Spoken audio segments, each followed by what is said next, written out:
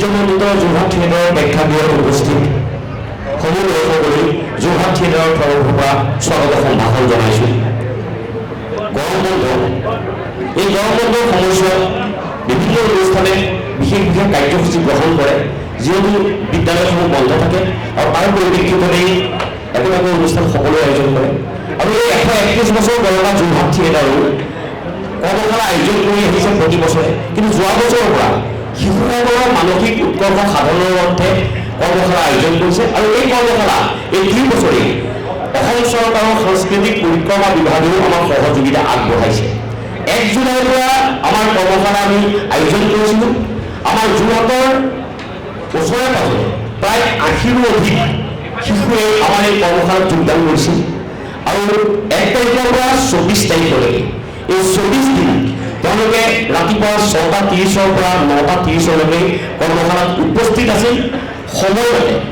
আৰু আমি যোৰহাট থিয়েটাৰে প্ৰত্যেকগৰাকী শিশুক নিয়মানুৱৰ্তিতা শিষ্টাচাৰ সম্পৰ্কত জ্ঞান দিয়া হৈছিল। সেইবাবে তেওঁলোকে কোনো শিশুৱে 1 মিনিটো সময় পলম নকৰাকৈ 6:30ৰ আগত উপস্থিত হৈছিল। সেইটো আমাৰ বাবে গৌৰৱৰ কথা।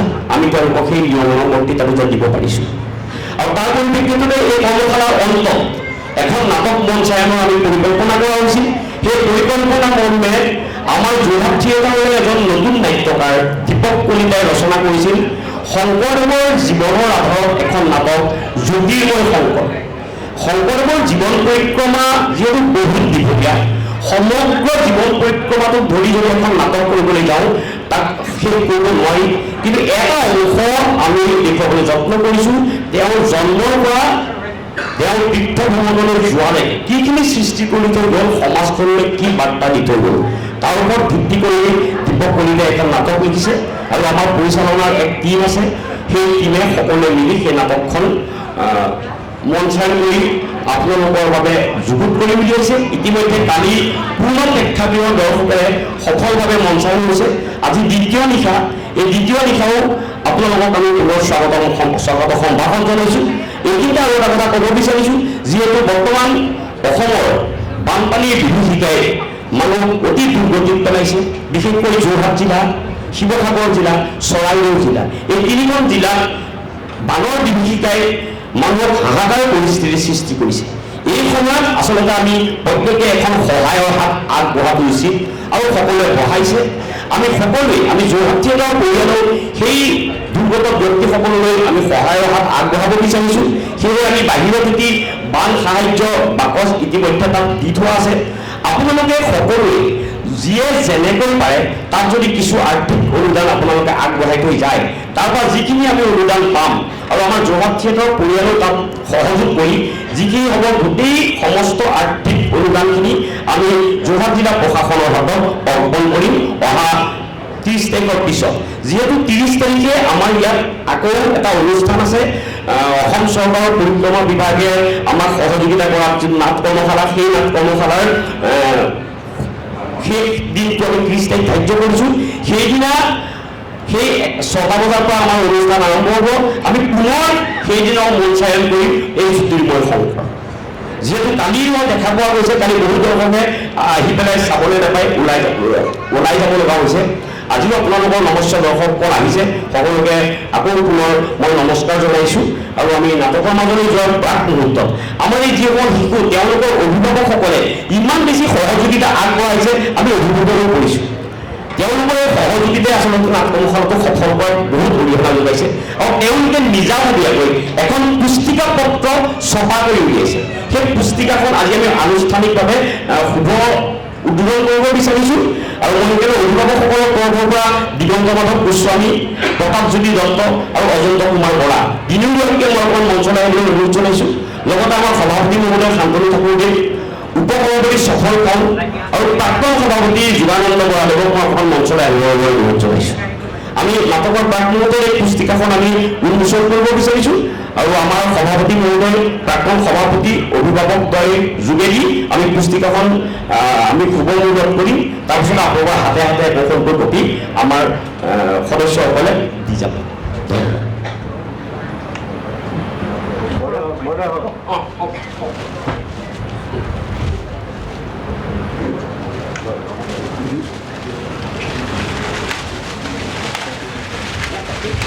এয়া আমাৰ পৰম সৌভাগ্য যে অভিভাৱকসকলৰ পূৰ্ণ সহযোগিতাত আৰু আমাৰ যোৰহাটৰ কণ কণ উত্তৰ আমাৰ সন্তানসকলে যি কৰ্মশালা এটা মাহ জুৰি ইয়াত কৰি অতি সফলভাৱে এখন নাট আমাৰ যোৰহতীয়া ৰাইজৰ আগত দাঙি ধৰিব পাৰিলে মই ভাবোঁ সমগ্ৰ অসমৰ কাৰণে এখন আদৰ্শনীয় নাট এই অকণমানি ল'ৰা ছোৱালীখিনিয়ে সম্পূৰ্ণ কৰি ৰাইজক সফলভাৱে দাঙি ধৰিব পাৰিছে আৰু তেওঁলোকৰ জীৱনৰ চৰিত্ৰ গঠন এই নাটখনে আমাৰ এই কৰ্মশালাবোৰৰ যোৱাবাৰৰো তেওঁলোকৰ জীৱন চৰিত্ৰ গঠনত এই দুইটা কৰ্মশালাই এটা অভূতপূৰ্ব অৱদান যোগাব ভৱিষ্যতৰ বাবে এইটো আমি তেওঁলোকক ঈশ্বৰৰ ওচৰত মংগল কামনা কৰি আমি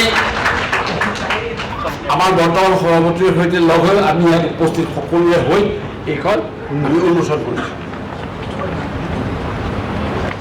মাননীয় দৰ্শকবৃন্দ সকলোকে আদৰণি জনাইছোঁ।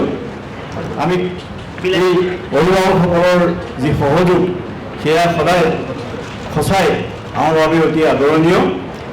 আমি অভিভাৱকসকলক অনুৰোধ জনাইছোঁ যে অকল এই কৰ্মশালাৰে নহয় আমাৰ বছৰটোত যিমানবোৰ কাৰ্যসূচী হয় সকলো কাৰ্যসূচীতে তেখেতসকলে এতিয়া কৰাৰ দৰে সহযোগিতা আগবঢ়োৱাৰ কাৰণে অনুৰোধ জনাইছোঁ। কাৰণ আমাৰ সঁচাকৈ আমাৰ সদস্য সংখ্যা যথেষ্ট কম। আমাৰ 130 বছৰ পাৰ হৈ গৈছে, 131 বছৰত আমি চলি আছোঁ এতিয়া আৰু আমাৰ সদস্য সংখ্যা কিন্তু 135 জনে আৰু ইয়াৰে যথেষ্ট বয়সস্থও আছে যিসকল আহিব নোৱাৰে বৰ্তমান। গতিকে আমি সেইকাৰণে এই যে অভিভাৱকসকলে ইমান আগ্ৰহ কৰিছে আমি ভাবিছোঁ যে অকল কৰ্মশালাতে নহয় তেখেতসকলে আমাৰ বছৰৰ সকলো অনুষ্ঠানতে সহযোগ কৰক আৰু তেখেতসকলৰ যিসকলে ইচ্ছা কৰে তেখেতসকলে আমাৰ সদস্য হ'বৰ কাৰণে মই আহ্বান জনাইছোঁ। ধন্যবাদ। আমি দীঘলীয়া নকৰোঁ, অনুষ্ঠানটো ইমানতে আমি সামৰণি মাৰিছোঁ। আমি পুস্তিকাখন সকলো হাতে হাতে আমি দিছোঁ। ইয়াৰ পিছত আমি নাটকখনৰ মাজলৈ যাম। নাটকখন মাত্ৰ 1 ঘণ্টা 10 মিনিট। এই 1 ঘণ্টা 10 মিনিট আপোনালোক ধৈৰ্য্যটোৱে বহিব আৰু শিশুসকলক উৎসাহিত কৰিব। এইখিনি আপোনালোকৰ ওচৰত শৰণ গোহাৰি দৰ্শকলৈ শ্ৰদ্ধাৰ সেৱা আগবঢ়াই নটৰাজৰ ওচৰত প্ৰণিপাত জনাই যোৰহাট থিয়েটাৰৰ গ্ৰীষ্মকালীন শিশুনাট কৰ্মশালাৰ প্ৰশিক্ষাৰ্থীবৃন্দই নিবেদন কৰিবলৈ লৈছে শ্ৰী শ্ৰীনাথ দেৱগোস্বামী সোঁৱৰণী নাট্যানুষ্ঠান।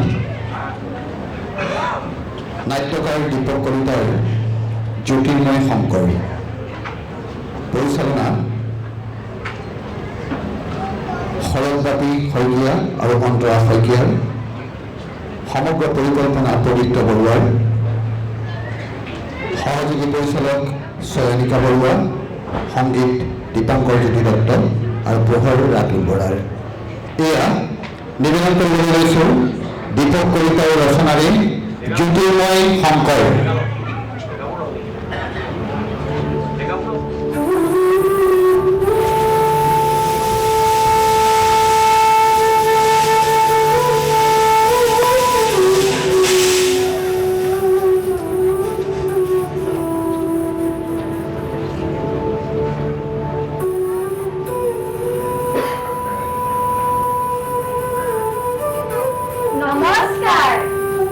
ঐতিহ্যমণ্ডিত যোৰহাট থিয়েটাৰৰ প্ৰেক্ষাগৃহত উপস্থিত আমাৰ প্ৰাণৰো প্ৰাণৰ শ্ৰদ্ধাৰ দৰ্শকসকল, আপোনালোকক আমি কৰজোৰে সেৱা নিবেদন কৰিছোঁ। এমাহ জুৰি পুৱা গধূলি চকু মোহাৰিয়ে ঢপলিয়াই আহোঁ যোৰহাট থিয়েটাৰলৈ, য'ত আমাৰ বন্ধুসকলক লগ পাওঁ। এই সময়কণ কিমান যে ভাল লাগে আপোনালোকক যে বুজাবই নোৱাৰোঁ।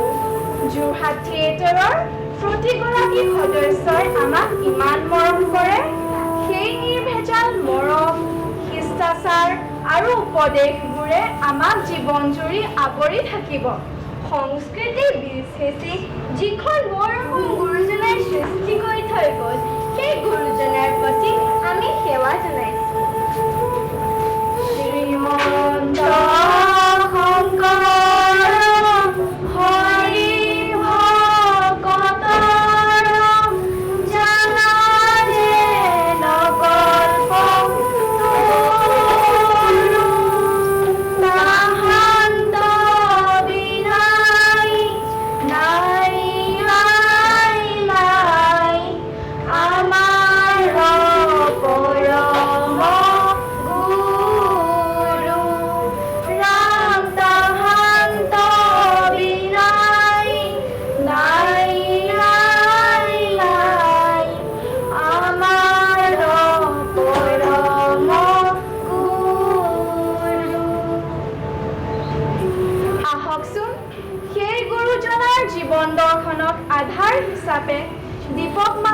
ৰচনা কৰা নাটক জ্যোতিমল শংকৰ উপভোগ কৰোঁ।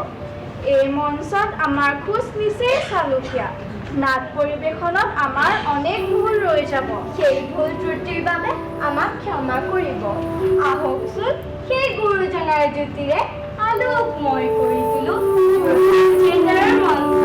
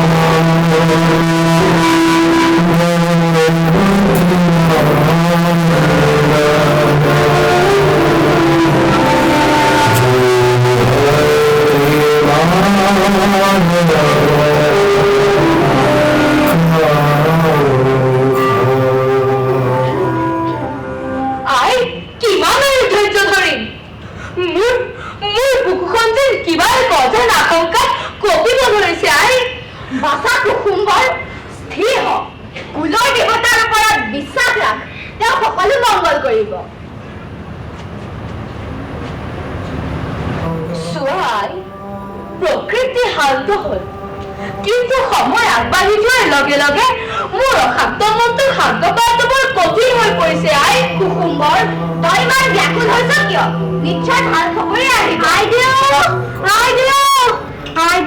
কি হ'ল চন্দৰী কুসুম্বগী এটা শুভ সংবাদ আছে কি শুভ সংবাদ সোনকালে ক চন্দৰী ক কি হৈছে সত্য সন্ধ্যা কুশলে আছেনে কৈছো কিন্তু তাৰ আগতে মোক কোৱা এই সংবাদ শুনাৰ পাছত মোক কি দিবা তোক জিক লাগি তাকেই দিম তই প্ৰথমতে খবৰটো কচোন মই বৰ ব্যাকুল হৈ পৰিছো আমাৰ কুসুম্বগিৰি দেউতা হ'ল আই সত্য সন্ধ্যা শুনা পাই এতিয়া অতি বিতুমত পুত্ৰ জন্ম হৈছে কি পুত্ৰ জন্ম হৈছে কি কলি চন্দৰী মোৰ নাতি ল'ৰা হ'ল আমাৰ বংশলৈ ফুলৰ খেতি বাঢ়িল হয় আইদেউ জন্মৰ লগে লগে সমগ্ৰ প্ৰতিকা গৃহ যেনে অলৌকিক পোহৰেৰে উদ্ভাসিত হৈ পৰিল যেন সাক্ষাৎ কোনো দেৱতাহে নামে আহিল আমাৰ গৃহলৈ মোৰ গৃহলৈ পুত্ৰ সন্তান আহিছে হে প্ৰভু ত্ৰিলোচন তোমাৰ চৰণত কোটি কোটি প্ৰণাম মোৰ দমকলা ভৰাই দিলা প্ৰভু মোৰ অন্তৰাত্মাই কৈছে এই বালক সাধাৰণ বালক নহয় এই বালকে সমগ্ৰ ধৰিত্ৰীৰ অন্ধকাৰ দূৰ কৰিব কুসুম্বৰ খাপনাৰ চাকি গছি জ্বলাই ৰাখ বল চন্দৰী বল মই এতিয়াই গৈ মোৰ সোণমইনাটো কোলাত লৈ নয়ন জোৰাংগৈ বল আইদেউ বল চন্দৰী বল সোণমইনাটো কোলাত লওঁগে বল চন্দৰী বল মই আজি কিমান সুখী সেই কথা মই কেনেকৈ বুজাও বল বল চন্দৰী মই তাক চাবলৈ আগ্ৰহী হৈ আছো ঐ কোন আছ ৰাইজখনকো খবৰ এটা দে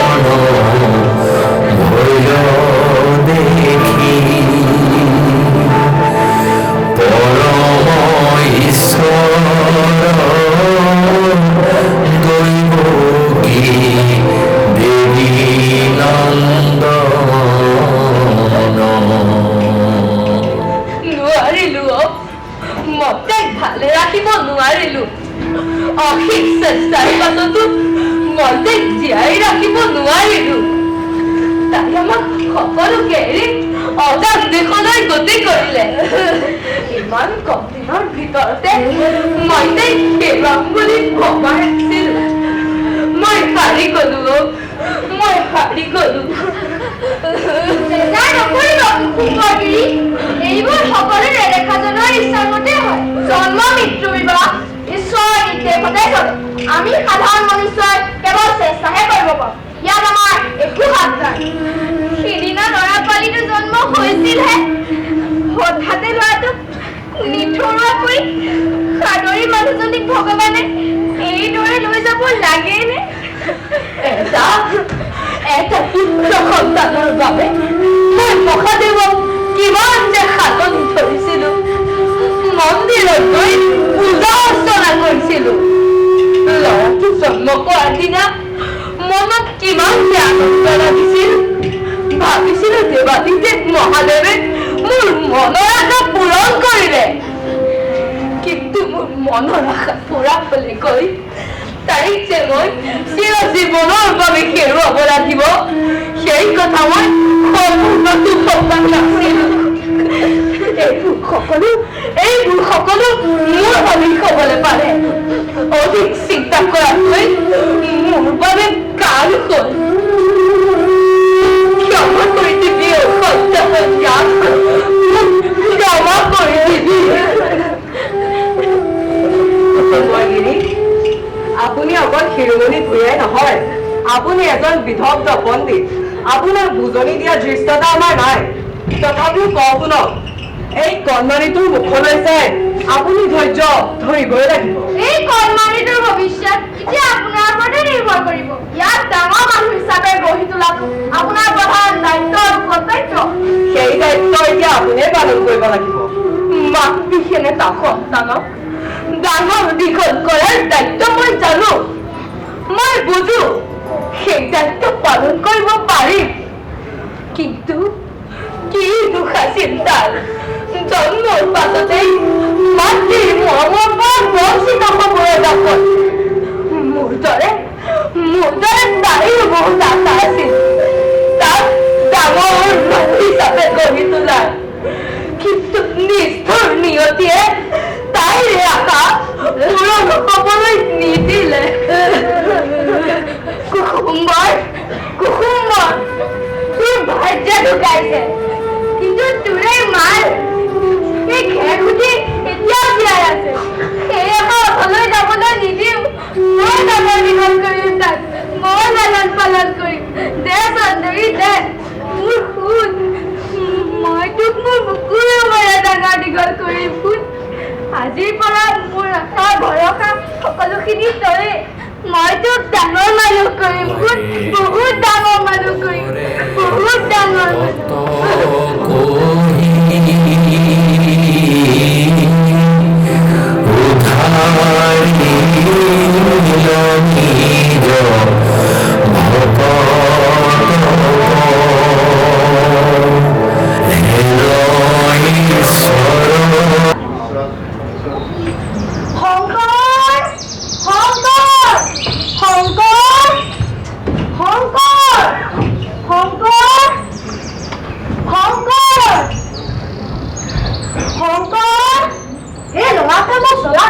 মাৰিছে এতিয়া কলেগৈ কবই নোৱাৰো ইফালে খেৰহুতে আকৌ মুখে দুখ দিয়ে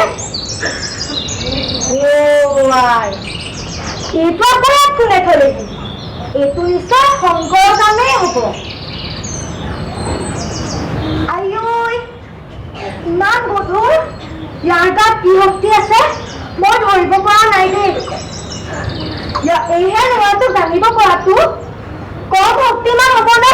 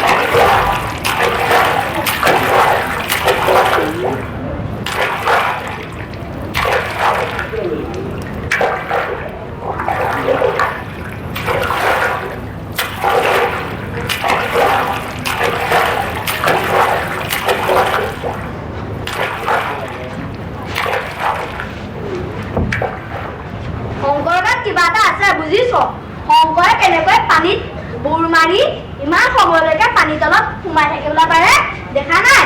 সেইদিনা মই নিজ চকুৰে দেখিলো শংকৰে এটা জীৱন্ত শিশু পানীৰ তলৰ পৰা লৈ অহাটো, কিন্তু ঘৰৰ মানুহৰ ওপৰত ঘৰৰ মানুহে মোক বিশ্বাসে কৰা নাছিল।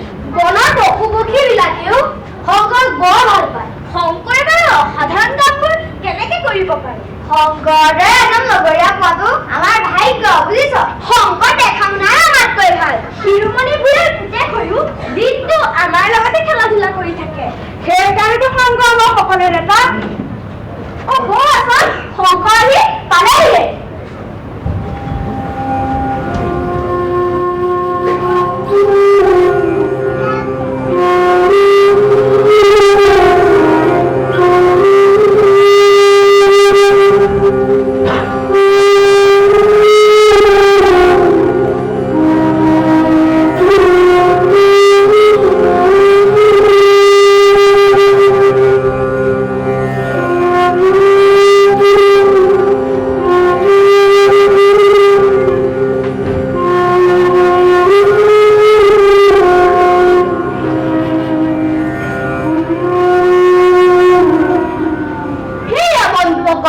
তোমালোকে বাৰু তভক লাগি কি চাই আছা? তোমাকে চাই আছো শংকৰ।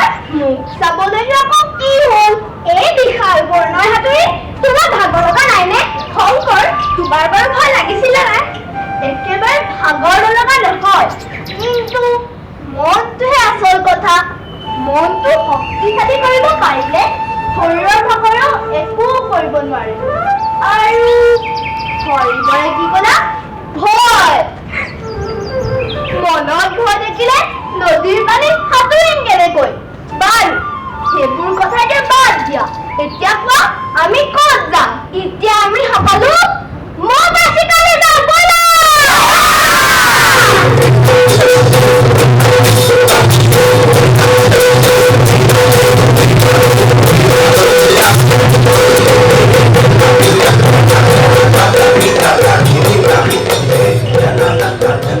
দিনৰ দিনটো সি কলৈ যায়, কি কৰে, একমাত্ৰ ভগৱানেহে জানে। কাহিলী পুৱাতে ওলাই যায়, বেলি পৰা পৰত আহি ঘৰ সোমায়হি। ঘৰত তাৰ একেবাৰে মন নবহে। উৰে দিনটো লগৰ ল'ৰাবোৰৰ লগত কেৱল খেল ধেমালি, সাঁতোৰ, বনত চিকাৰ কৰাতে ব্যস্ত থাকে। ৰূপত পাইলাক যে গকুলৰ কৃষ্ণ হয়। গাটো শিলত কটা মূৰ্তিৰ দৰে আতিল। কোনোৱে কয় আপোনাৰ নাতি শংকৰৰ গাত হেনো মহাপুৰুষৰ লক্ষণ আছে। পাছে গাত মহাপুৰুষৰ লক্ষণ থাকিলে কিডাল হ'ব? যদি বিদ্যাটোৱে নাথাকে আহক ভাবিছো কথাখিনি তাক ভালদৰে বুজাব লাগিব। যদি সি সন্মতি দিয়ে অহা বৃহস্পতিবাৰে মহেন্দ্ৰ কন্দলীৰ ছাত্ৰশালাতে তাৰ নামটো লগাই দিব লাগিব।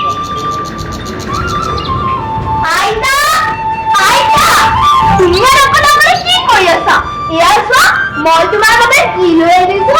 তুমি ভাল পোৱা পকা পকা মধুৰিআম। নেখাওঁ মই, লৈ যা। তুমিয়ে কৈছিলা দেখোন আইতা, তুমি বোলে মধুৰিআম খাই বৰ ভাল পোৱা। সেইকাৰণে এইকেইটা তোমালৈ লৈ আনিছিলো। খোৱাচোন আইতা, বৰ খোৱা। নেখাওঁ বুলি কৈছো নহয়, এটাইকে কৈছা। আইতাৰ দেখোন খং উঠিছে। আইতা, মইনো কি অপৰাধ কৰিলো? তুমি যে মোক খং কৰিছা। কোৱা না আইতা, মইনো কি জগৰ লগালো? শংকৰ, তোৰ বয়স কিমান হ'ল খবৰ আছেনে? নাজানো নহয় আইতা, তুমি ক'লেহে জানিম। শংকৰ, তই কেৱল খেল ধেমালিতে আবদ্ধ হৈ 12 বছৰ কটালি। শিক্ষা দীক্ষা ফালৰ পৰা একোৱে নহ'ল। চোৰ চাতুৰিয়ে জীৱনৰ ভাটি বয়স পাৰ কৰিম বুলি ভাবিছ নেকি?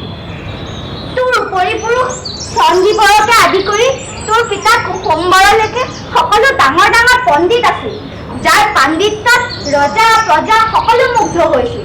ধুৰুপ বুজিবি, বিদ্যাহে আমাৰ বংশৰ পৰম কুশল। ভূঞা বংশৰ খেত পাম মাটি বাৰী সকলোখিনি তই চাব চিকিব নালাগিব জানো? তেনে এটা বংশত জন্ম লৈ বিদ্যা নলৈ মূৰ্খ হলে মানুহে আমাক নাহাঁহিবনে? সংসাৰখনে মোকেই দুখ দিব, মাক বাপেক নাই দেখি তোক নপঢ়ালো বুলি।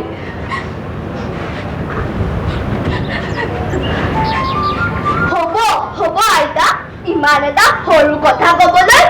ইমানখিনি বকৰা মাৰাৰ প্ৰয়োজন নাই। কোন পণ্ডিতৰ ওচৰত পঢ়িব লাগে মোক পঠিয়াই দিয়া। তুমি চাবা আইতা, মই অলপ দিনৰ ভিতৰতে পঢ়ি তোমালোকৰ মনত সন্তোষ দিম। তই সঁচাকৈয়ে কৈছনে শংকৰ? সঁচা আইতা, মই পঢ়িম। মোৰ কোন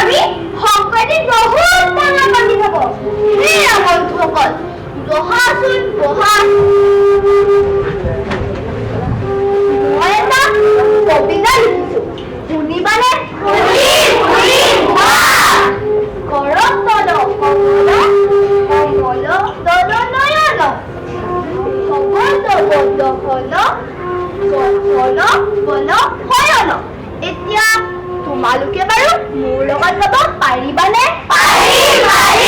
তেনেহ'লে গোৱা।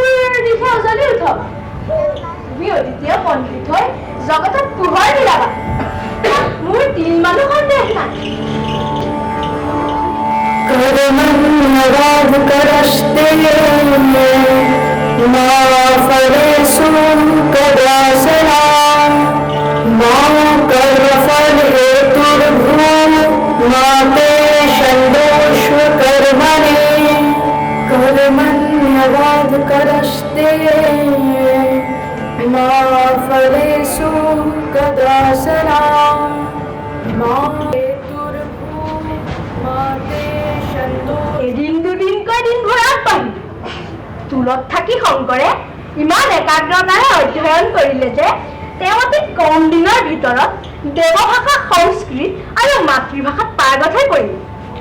শংকৰৰ এই অসাধাৰণ প্ৰতিভাৰ কাৰণে তেওঁক কোনো সৰ্বশ্ৰেষ্ঠ ছাত্ৰীয় সন্মান পূজা ছাত্ৰীয় পতা হ'ল। এতিয়া শংকৰৰ বয়স প্ৰায় 18 বছৰ। এই কম বয়সতে তেওঁ এজন শাস্ত্ৰজ্ঞ হৈ পৰিছে। দিনটোৰ বেছিভাগ সময় তেওঁ শাস্ত্ৰ সমুদ্ৰতে নিমগ্ন হৈ থাকে। শংকৰৰ ঐশ্বৰিক প্ৰতিভা আৰু পাণ্ডিত্যৰ গুণ দেখি মোৰ এনে ধাৰণা হয় আমি শংকৰৰ গুৰু হোৱাৰ যোগ্য নহয়, শংকৰহে আমাৰ সকলোৰে গুৰু হোৱাৰ যোগ্য। এই তুলতে এদিন সকলোৰে মৰমৰ শংকৰ ভূঞা শংকৰদেৱ হৈ পৰিল।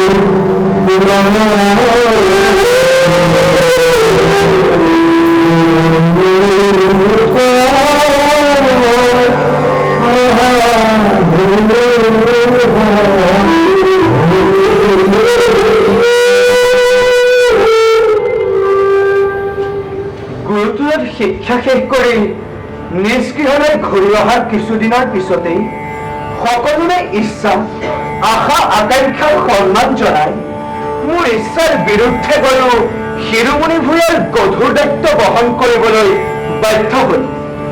অতি কম বয়সতে এই গুৰুভাৰ লোৱাৰ বাবে সকলোৱে মোক নাম দিলে ডেকাগিৰি।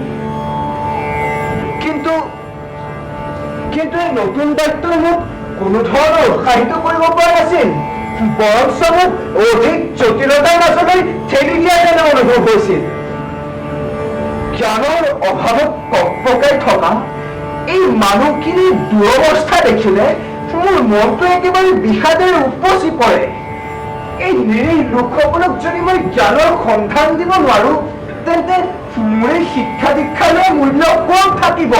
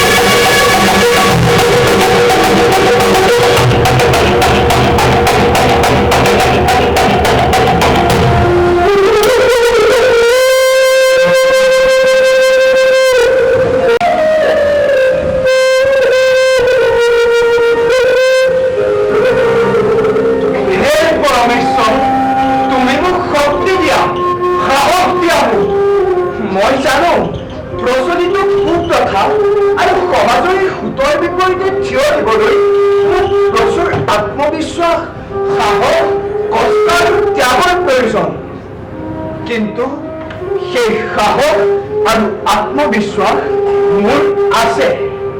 সত্যৰ বাবে কষ্ট আৰু ত্যাগ কৰিবলৈকো মই সদায় সাজু আছো।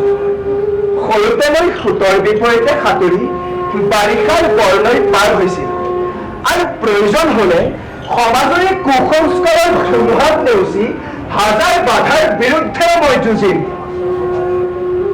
অন্ধবিশ্বাস আৰু কুসংস্কাৰৰ পৰিৱৰ্তে মই মানুহৰ হাতত তুলি দিম এক অমূল্য সম্পদ, পৰম ব্ৰহ্মৰ পবিত্ৰ নামদহ, যাৰ ভাগ সমাজৰ ব্ৰাহ্মণৰ পৰা চন্দাললৈ আৰু বৰবেধিৰ পৰা খাটি খোৱালৈ সমাজৰ সকলো শ্ৰেণীৰ লোকে সমানে ভগাই ল'ব পাৰিব।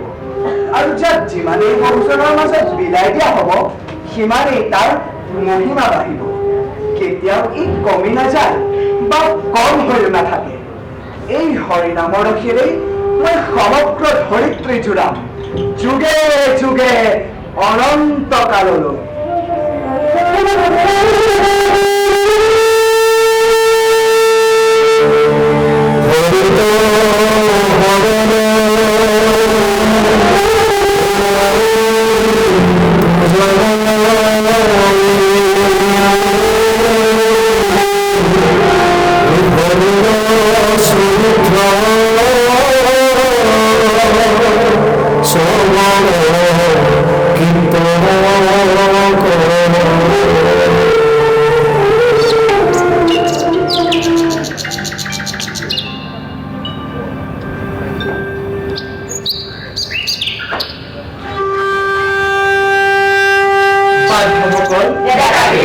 ভগৱান ভক্তৰ অধীন।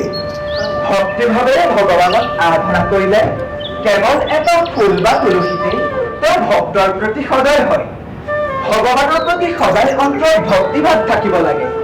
ভক্তিৰ যোগেদিহে ভক্তই ভগৱানৰ কৃপা লাভ কৰিবলৈ সক্ষম হয়। ভগৱান বা ঈশ্বৰ সৰ্বজ্ঞ, সৰ্বশক্তিমান, অসীম, অনন্ত আৰু পূৰ্ণ। শংকৰ, তোমাৰ অমৃত যেন লগা কথা বতৰাখিনি শুনি আমি পৰম কৃতাৰ্থ হৈছো। নহয়নে বাৰু বান্ধৱক? পাছে ডেকা দিদি, ঈশ্বৰক ভক্তি কৰিবলৈ আমি আমাৰ কৰ্মখিনি ত্যাগ কৰিব লাগিব নেকি? নালাগে, আগে চাউল কথা, তাৰ পাছতে হ'ল এই কথা। আমি আমাৰ কৰ্ম কৰিবই লাগিব। সাংসাৰিক দায়িত্ব আৰু জীৱিকাৰ কোনো ক্ষতি নকৰাকৈ আমি ভগৱানক ভক্তি কৰিব পাৰো। কিন্তু যিয়ে যি কৰ্ম কৰে সেইমতেই তাৰ ফল ভোগ কৰে। অসৎ কৰ্মৰে উপাৰ্জন কৰা কোনো লোকে উপঢৌকন দি ভগৱানক পুজিলেও মুক্তি পাব নোৱাৰে। কিন্তু সৎকৰ্মৰ জৰিয়তে সুখ্যাতি অৰ্জন কৰা মানে স্বৰ্গ লাভ কৰাৰ দৰে হয়। কিন্তু এটা কথা নহয় শংকৰ, এই ঈশ্বৰক ভক্তি কৰাৰ কি কি মাৰ্গ থাকিব পাৰে? নিশ্চয় আছে। শ্ৰৱণ আৰু কীৰ্তনৰ যোগেদি আমি ভগৱানক ভক্তি কৰিব পাৰো। শ্ৰীমদ ভাগৱত গীতাত কেৱল দেৱশ্ৰেষ্ঠ কৃষ্ণকে শৰণ লোৱাৰ কথা কৈছে। গীতাত শ্ৰীকৃষ্ণই নিজকে পৰমেশ্বৰ বুলি অৰ্জুনক চিনাকি দিছে। অহং সৰ্বস্য প্ৰভু মত্ত সৰ্বং প্ৰৱৰ্ততে ইতি সত্তা ভজন্তে মাং বুধা ভাৱ সমন্বিতা। অৰ্থাৎ শ্ৰীকৃষ্ণ মৰ্ত্যলোকত জন্মিও পৰমেশ্বৰ, তেওঁ সাকাৰ হিচাপে থাকিও নিৰ্গুণ নিৰাকাৰ পৰমেশ্বৰ। তেওঁৱে কৃপাময় বিষ্ণু আৰু তেওঁকে কেন্দ্ৰ কৰি আবিৰ্ভাৱ হৈছে বৈষ্ণৱ ধৰ্ম। পিছে শংকৰ, আমি সৰু সমাজৰ একেবাৰে নগণ্য মানুহ, তেনেস্থলত আমি এই ধৰ্মৰ ভাগ পাম জানো? নিশ্চয় পাব, কিয় নাপাব। আমাৰ এই নৱবৈষ্ণৱ ধৰ্ম সমাজৰ সকলো শ্ৰেণীৰ মানুহৰ বাবে হ'ব। গতিকে আমাৰ এই ধৰ্মটো জাত পাত, উচ্চ নিচ, ধনী দুখীয়াৰ কোনো প্ৰভেদ নাথাকিব। সকলোখিনিৰে সমান অধিকাৰ থাকিব। বোলো শংকৰ, দেৱতাৰ কথা থকা এই ধৰ্মীয় শাস্ত্ৰসমূহ আমি এই সাধাৰণ মনুষ্যই জানিব বুজিব পৰাকৈ কিবা এটা দিহা কৰিব পৰা নাযায়নে? নিশ্চয় যায়। আপোনাৰ সহযোগ থাকিলে দেৱভাষাত থকা এই শাস্ত্ৰসমূহ আমি সাধাৰণ মানুহে বুজিব পৰাকৈ থলুৱা ভাষাত অনুবাদ কৰাৰ প্ৰয়াস কৰা হ'ব। অৱশ্যে দুই এখন পুথি ৰচনা কৰাৰ কথাও কিন্তু মনলৈ আহিছে। ঈশ্বৰৰ লীলাসমূহ একেলগে বহুত মানুহে চাব পৰাকৈ নৃত্য গীত, অভিনয়, চিত্ৰ, বাদ্য, মুখাদিৰ সংযোগ ঘটাই এক নতুন নাট্য চৰ্চাৰ সৃষ্টি কৰিব লাগিব। আৰু ইয়াৰ বাবে প্ৰয়োজন হ'ব কিছু নতুন বাদ্যযন্ত্ৰ। আমি আকৌ সহযোগ নকৰিম কিয়? তুমি আমাৰ ৰাইজখনৰ বাবে ইমান এটা সজ কাম কৰিবলৈ ওলাইছা, আমি দৰে দৰে সহযোগ কৰিম নে কি কয় বান্ধৱসকল? তুমি আমাৰ মাৰ্গদৰ্শক হৈ আমাক দিহা পৰামৰ্শ দি যাবা। আমি সকলোৱে মিলি তাক পালন কৰিম। বান্ধৱসকল, আমাৰ এই ভক্তি মাৰ্গত অহিংসা, প্ৰেম, দয়া, কৰোণা, মানৱতাবোধ আদি মানৱীয় গুণবোৰ মানুহৰ অন্তৰত জগাই তুলিব লাগিব।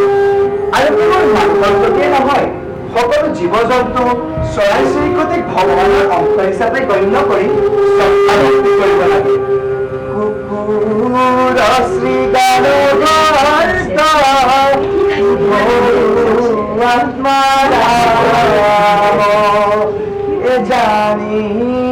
সবাকু পৰি কৰিবা প্ৰণাম। পিছে ডেকাগিৰি এইখিনি বাৰু বুজিলো, কিন্তু তুমি প্ৰৱৰ্তন কৰিবলৈ লোৱা এই নতুন ভক্তি মাৰ্গৰ নাম বা কি হব? আমাৰ ভক্তি মাৰ্গত যিহেতু এক ঈশ্বৰৰ শৰণ লোৱাৰ কথা কৈছে, এই ধৰ্মই নাম পাব এক শৰণ হৰি নাম ধৰ্ম। আৰু ইয়াৰ মূল মন্ত্ৰ হব এক দেৱ এক সেৱ এক বিনে নাই কেৱ।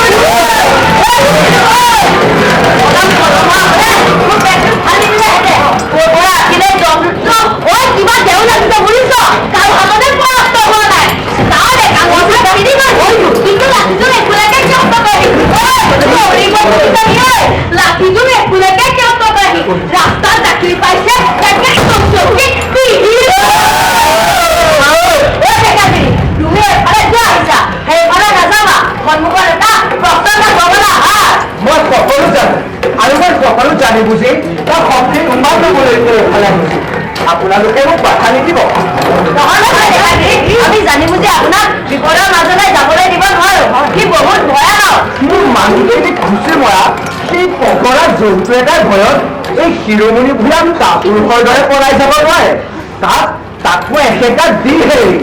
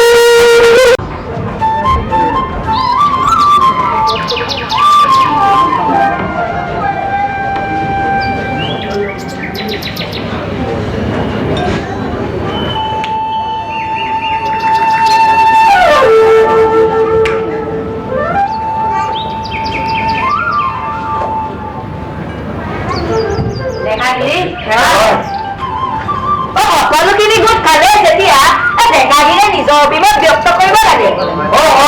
ডেকাগিৰি নিমন্ত্ৰণ পাই আমি কিবা ডেকাগিৰিয়ে মাতি পঠিয়াইছে যেতিয়া কিবা এটা মহৎ উদ্দেশ্য হ'ব নহয়নে বাৰু? হয় স্বজনসকল, আজি এটা মহৎ উদ্দেশ্য সাধনৰ বাবে আপোনালোকক আমাৰ গৃহলৈ মাতি অনা হৈছে। বান্ধৱসকল, আমি অতদিনে শাস্ত্ৰ ভাগৱতৰ কথাখিনি আপোনালোকৰ লগত অৱগত কৰি থকা হৈছে, কিন্তু আজি অৱশ্যে বেলেগ এটা বিষয়ে আপোনালোকৰ লগত আলোচনা কৰিব বিচাৰিছো। আলিপুখুৰীৰ পৰা উঠি আহি বৰদোৱা ক্ষেত্ৰত বসবাস কৰিবলৈ লোৱাৰ পাছৰে পৰা মোৰ মনত কিন্তু বেলেগ এটা চিন্তাহে খোপনি পুতিবলৈ ধৰিছে। বান্ধৱসকল, মই এভাগ গৃহ নিৰ্মাণৰ পৰিকল্পনা কৰিছো।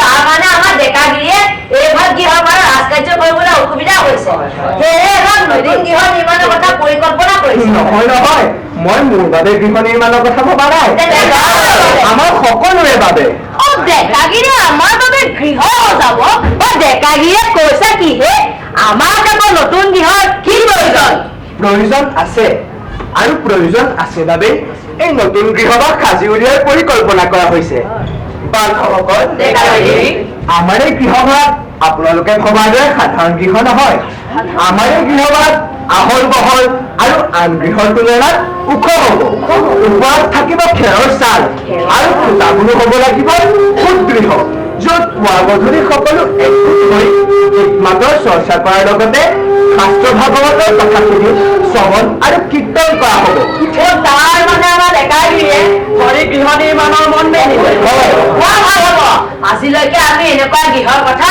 ক'তো দেখাও নাই আৰু শুনাও নাই আমাৰ ইয়াত এনেকুৱা এটা গৃহ হ'লে সকলোৱে আনন্দ মনেৰে ঈশ্বৰক গুণানুকীৰ্তন কৰিব পাৰিব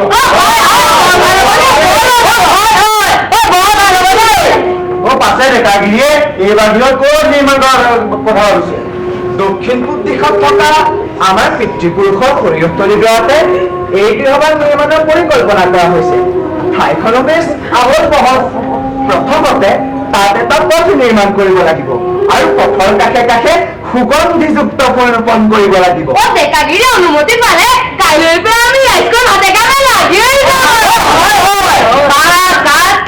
এইবোৰ যোগাৰ হৈ যাব কাইলৈৰ পৰা সকলোৱে হাতে হাতে ফুল কোঠা চৈয়া লৈ আহিব প্ৰথমতে আমি ভেটি বন্ধা কামটো আৰম্ভ কৰিম তাৰপিছত গৃহভাগ ঠিক কৰে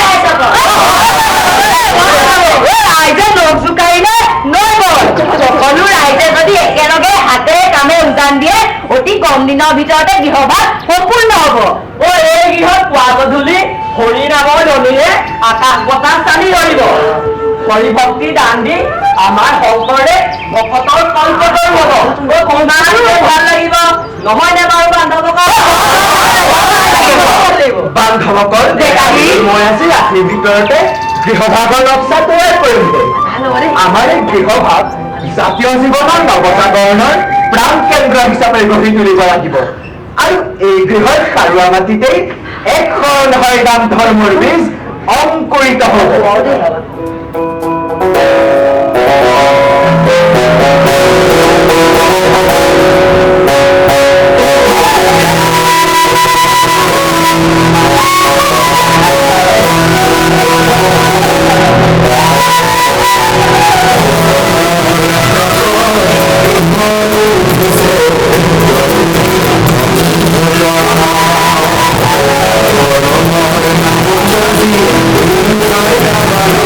Thank you.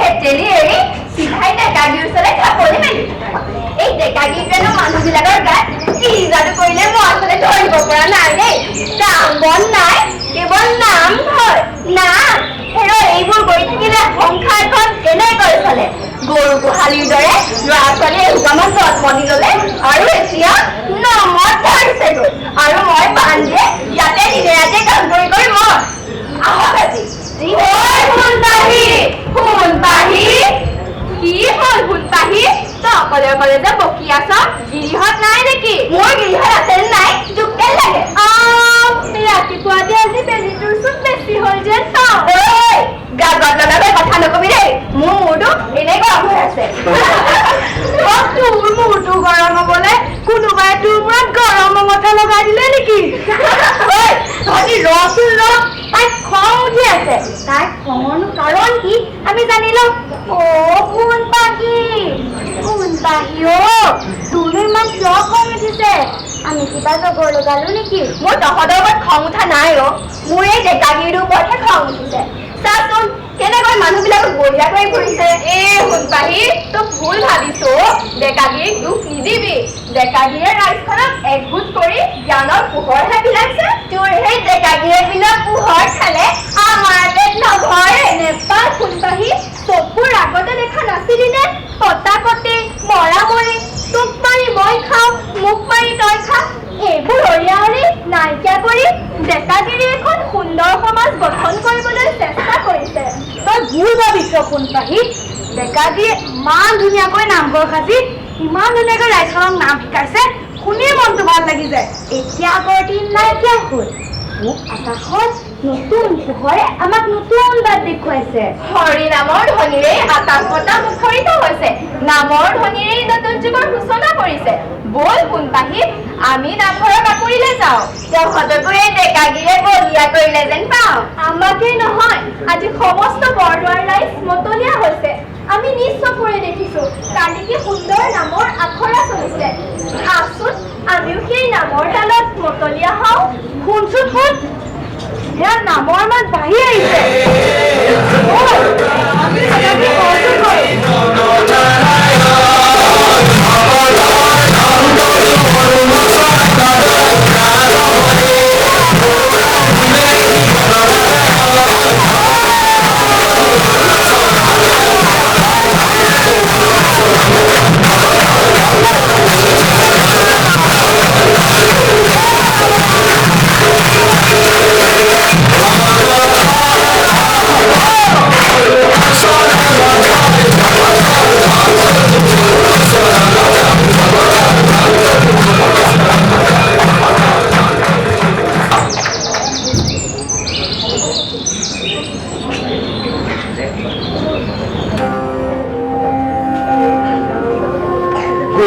প্ৰতিষ্ঠা কৰা হ'ল ৰাইজখনকো হৰিনামৰ ধনেৰে নিমন্ত্ৰিত কৰি এই উশৃংখল সমাজখনক শৃংখলিত কৰা হৈছে এজোপা বৃক্ষ সবল আৰু মজবুত কৰিবলৈ তাৰ ডাল পাতত পানী দিয়াৰ প্ৰয়োজন নাই গুৰিত পানী দিলে ডাল পাত ফল মূল সকলোখিনিয়ে পায়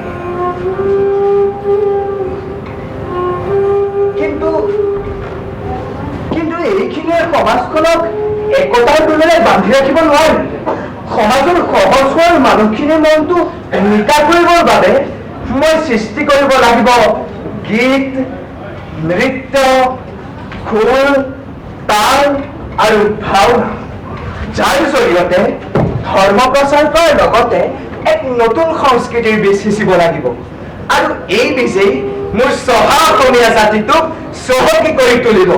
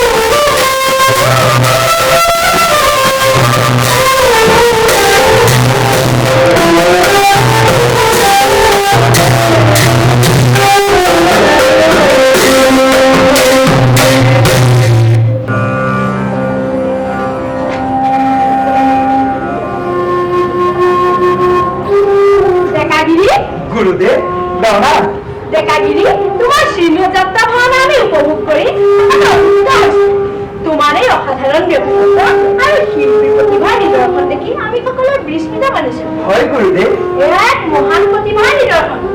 আজিলৈকে তামোল কাৰ্যত এনে প্ৰতিভাৰ জন্ম হোৱা নাছিল। তুমি শব্দ পৰিশুদ্ধ কৰি মৰ্ত্যলৈ নমাই আনিলা। আকাশৰ সিপাৰৰ পৰা ইন্দ্ৰ অমৰাৱতী ব্ৰহ্মলোক আৰু বিষ্ণুলোকক তুমি মাটিৰ ৰূপলৈ নমাই আনিলা। সেয়েহে আজি মই কওঁ, বাহু কৰি আজি অংগীকাৰ শংকৰতে পৰে গুৰু নাহিকে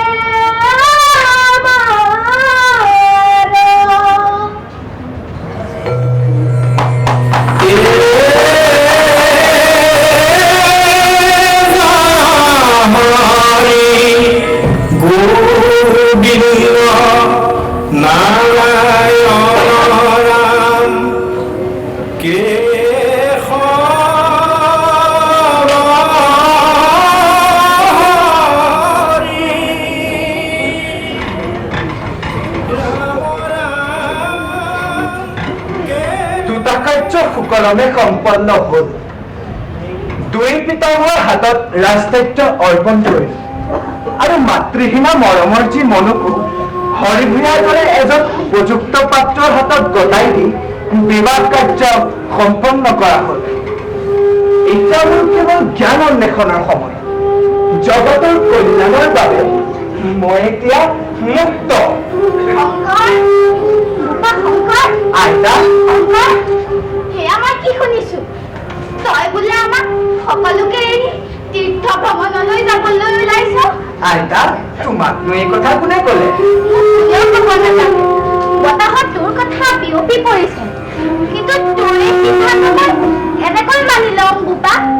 সৰুৰে পৰাতো দীঘল কৰিলো আৰু এতিয়া এই বৃদ্ধ অৱস্থাত তোক এৰি মই অকলে কেনেকৈ থাকিম বোপা? আইতা, মই তোমাক কথাটো কম বুলিয়ে ভাবিছিলো, কিন্তু মই নিজ মুখে কোৱা আগতেই তুমি জানিলা। নাকান্দিবা আইতা, মই চিৰকালৰ বাবে যোৱা নাই নহয়। পুনৰ উভতি অহাৰ প্ৰতিশ্ৰুতি লৈহে যাবলৈ ওলাইছো। তই তীৰ্থলৈ নাযাওঁ বুলি ক'ব নোৱাৰনে? হাবিয়ে বননিয়ে ঘূৰি ফুৰি তীৰ্থ ভ্ৰমণ কৰিবি।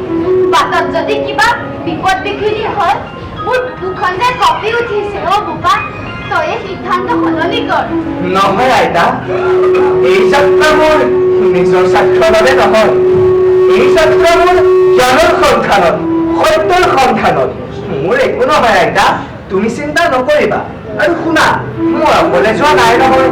মোৰ লগত কুণ্ডলী গুৰু, ৰামাৰাম আৰু সৰ্বজয়কে ধৰি মোৰ 17জন সংগীয়ে একেলগে যাত্ৰা কৰিম। তুমি চিন্তা নকৰিবা আইতা। তই তীৰ্থলৈ যাবি বুলি জানিও মনতে মানি ল'ব পৰা নাই অ বোপা। তই যলৈকে নাযাওঁ, ঈশ্বৰে যে তোৰ মংগল কৰক বোপা। আইতা,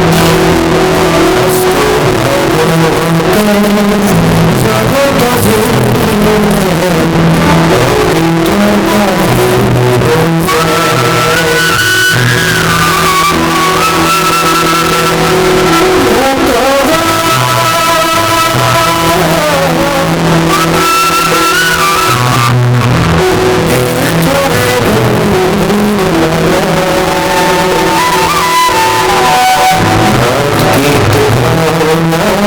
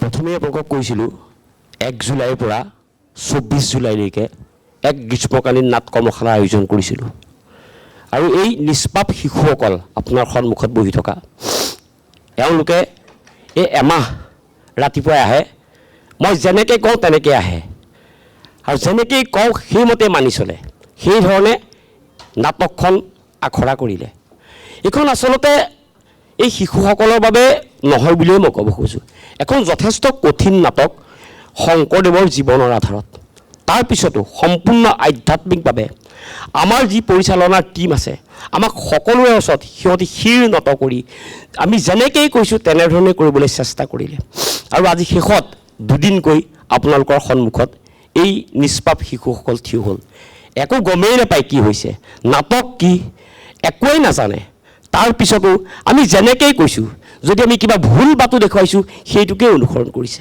কিন্তু সম্পূৰ্ণ শুদ্ধভাৱে তেওঁলোকক এই ৰাস্তাত খোজ দিবলৈ শিকোৱাৰ চেষ্টা কৰিছোঁ NSDৰ স্নাতক কেইবাগৰাকীও স্নাতকে ইয়াত কৰ্মশালা দিছে আৰু আমিও আমাৰ অভিজ্ঞতাৰে যিমানখিনি পাৰোঁ শুদ্ধভাৱে নাটক শিকোৱাৰ উপৰিও যাতে সমাজত একোজন ভাল মানুহ হিচাপে প্ৰতিষ্ঠা লাভ কৰিব পাৰে তাৰ পথ দেখাবলৈ চেষ্টা কৰিছোঁ মই প্ৰথমে আমাৰ পৰিচালনাৰ যিটো টীম প্ৰত্যেকগৰাকী সদস্যক মই মঞ্চলৈ আহিবৰ বাবে অনুৰোধ জনাইছোঁ লগতে আমাৰ নাট্যকাৰ দীপক কলিতাকো মঞ্চলৈ আহিবৰ বাবে অনুৰোধ জনাইছোঁ সংগীত পৰিচালক প্ৰমুখ্যে সকলো সদস্যকে অকণমান আমি আহিবৰ বাবে অনুৰোধ জনাইছোঁ আমাৰ গ্ৰীণ ৰুমত আছিলে মুক্তাউল হুছেইনকে প্ৰমুখ্য কৰি দলটিক সকলোকে আহিবলৈ অনুৰোধ জনাইছোঁ যিহেতু 80টা ল'ৰা ছোৱালীক লৈ আমি কাম কৰিব লগা হৈছে সেইকাৰণে এজন ব্যক্তি বা দুজন ব্যক্তিয়ে কাম কৰাটো সম্ভৱ নহয় এটা দল হৈ আমি কাম কৰিছিলোঁ আমাৰ পৰিচালনাৰ দায়িত্বত আছিল অন্তৰা শইকীয়া আৰু শৰৎবাপী শইকীয়া সহযোগী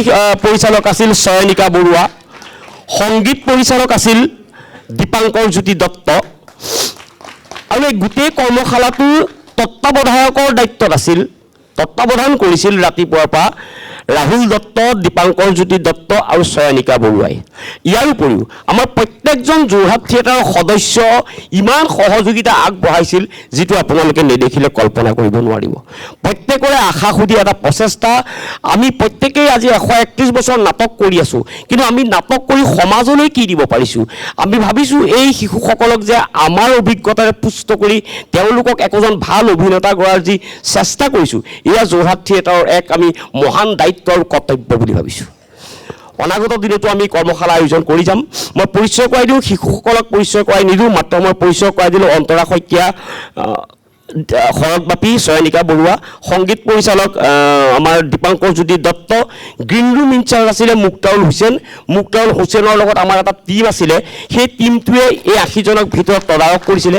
ৰূপসজ্জা, সাজসজ্জা, মঞ্চসজ্জালৈকে প্ৰত্যেকজন ব্যক্তি বিচিত্ৰ, মানস, গীতাশ্ৰী, দৰ্শনা, ঈশান, প্ৰাচুৰ্য, অভিজিত, মানে মই কাৰ নাম লৈ শেষ কৰিব নোৱাৰোঁ। প্ৰত্যেকৰে ইমান সহযোগিতা, আৰু আটাইতকৈ ডাঙৰ সহযোগিতাটো আছিল এই অভিভাৱকসকল।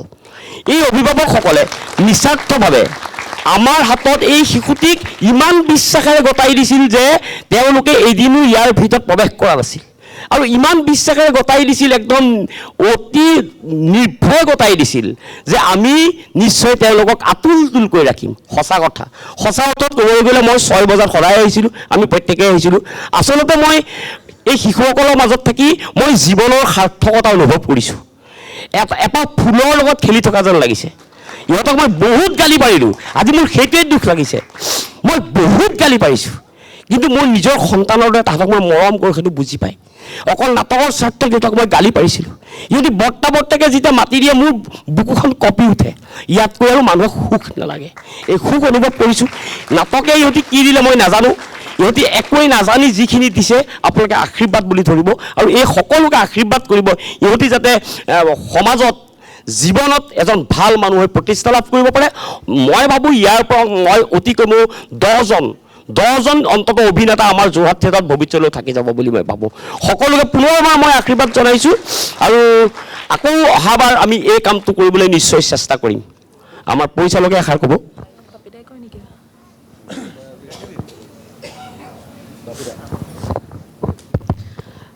শ্ৰদ্ধাৰ দৰ্শকবৃন্দ, আচলতে আমাৰ বাবে এই সময়খিনি খুব আৱেগিক। এইখিনি সময় আমি একো নজনাকৈয়ে শিশুসকলক আপোনালোকৰ আগলৈ আগবঢ়াই দিছিলোঁ।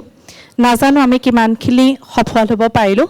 আচলতে মিণ্টু দাই, দীপক দাই ৰচনা কৰা সেই নাটকখনত এটা জঁকা প্ৰস্তুত কৰিছিলে।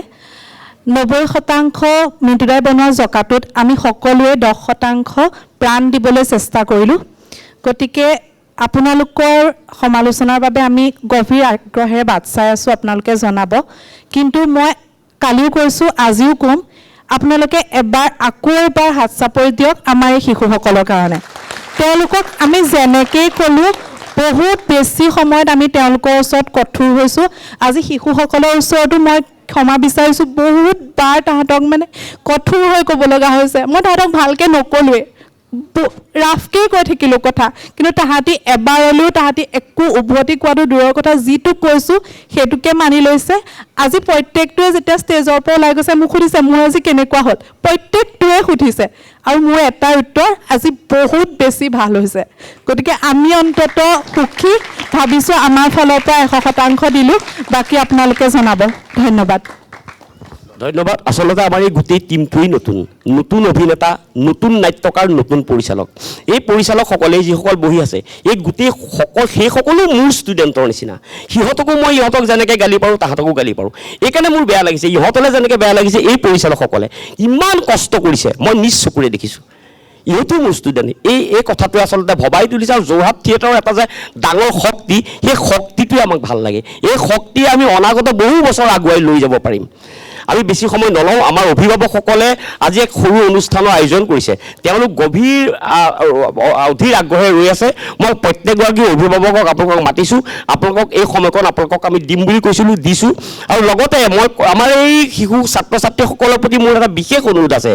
এইকেইদিন আমি আজিৰ পৰা আমি লগ নাপাওঁ, কাইলৈৰ পৰা আমাৰ মাজত এই শিশুসকল নাথাকে।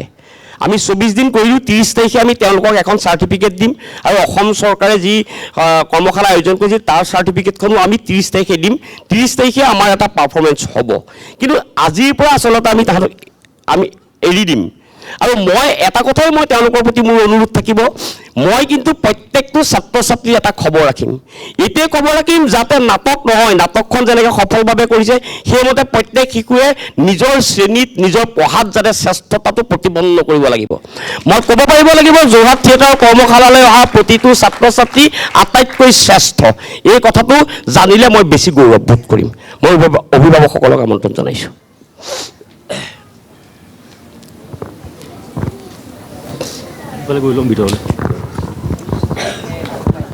আমি কথাখিনি থিয় হৈ ক'ম আচলতে এটা শব্দত ক'বলৈ গ'লে বাঘহীন ভাষাহীন আমাৰ আপোনালোকে যিদৰে নাটকখন মঞ্চস্থ কৰিলে তাক আমি ভাষাৰে প্ৰকাশ কৰিব নোৱাৰোঁ আৰু আমি আচলতে কথা কোৱা মানুহ নহয়েই আৰু পবিত্ৰতাক বিশেষভাৱে ধন্যবাদ দিছোঁ কিন্তু এটা মোৰ কথা প্ৰথমতে কৈ লওঁ তেওঁ এটা কথা কৈছে যে আজিৰ পৰা ছাত্ৰ ছাত্ৰীসকলক আমি এৰি দিলোঁ আমি কিন্তু সেইটো হ'বলৈ নিদিওঁ তেওঁ ধৰি থাকিব লাগিব আমাৰ ছাত্ৰ ছাত্ৰীসকলক তেখেতে ধৰি থাকিব লাগিব আৰু আশা কৰিম তেওঁ ধৰি থাকিবই যি কি নহওক আমাৰ প্ৰায় 85জন ইয়াত গাৰ্জেন আছে অভিভাৱিকা আছে তেওঁলোকৰ প্ৰতিনিধি হিচাপে মই মঞ্চলৈ আহিছোঁ কথা তেনেকৈ ক'ব নাজানো আপোনালোকে হয়তো জানে যে ইয়াত এখন নাটকৰ কৰ্মশালা চলি থাকে আৰু বাহিৰতো এখন কৰ্মশালা চলি থাকে আমি বিভিন্ন কথা তাত মানে আলোচনা কৰোঁ আমাৰ এয়াই আলোচনা তাত স্থান পায় অখিল গগৈ ৰাজনীতিয়ে তাত আমাৰ স্থান পায় আমাৰ বানপানীয়ে স্থান পায় আমাৰ বিধায়ক হিতেন গোস্বামী যোৰহাটত নাই সেইটোও স্থান পায় কিন্তু আচৰিত কথা যে সেইদিনাখন আমাৰ মানে এয়াৰ ওপৰত আমি কিছু কথা আলোচনা কৰি আছিলোঁ আৰু মই বাইকখনত বহি আছিলোঁ যোগে চোজাই মোৰ এখন ফটো তুলি এয়াই দি দিলে আৰু এটা কবিতা বনাবলৈ গ'লে সৃষ্টি কৰিবলৈ গ'লে আৰু যিটো কবিতা লিখি দিলে এতিয়া যদি যোগেশ দা আছে আজি পাঠ কৰিব লাগিব আপুনি আচৰিত হ'ব বা যি কি নহওক আমিও তাত এখন কৰ্মশালা কৰি থাকোঁ আপোনালোকে ইয়াত কৰ্মশালা কৰি থাকে আৰু প্ৰতিগৰাকী গাৰ্জেনে অভিভাৱিকাই ছাত্ৰ ছাত্ৰীসকলৰ কাৰণে কিছু খাদ্য যোগাৰ কৰে আমি প্ৰশিক্ষণ কৰি তেওঁলোকে তাত খায় আমি আপোনালোকক কৃতজ্ঞতা জনাইছোঁ আৰু প্ৰতিগৰাকী ছাত্ৰ ছাত্ৰীক আমি আন্তৰিক ধন্যবাদ জনাইছোঁ পবিত্ৰতাই এটা কথা খুব সুন্দৰ কৈছে যে নাটকখন লাগিবই নাটক আমি কৰিবই লাগিব কিন্তু তাৰ লগত পঢ়া শুনাটো আমাক লাগিব মোৰ ল'ৰাটোক মই আনৰ কথা নাজানো মোৰ ল'ৰাটোক 6টা 7টালৈকে মই উঠাব নোৱাৰোঁ কিন্তু কৰ্মশালা দিনাখন 4টাতে উঠে কি শক্তি আছে যোৰহাট থিয়েটাৰ আমি নাজানো গতিকে যোৰহাট থিয়েটাৰৰ এই মঞ্চক আমি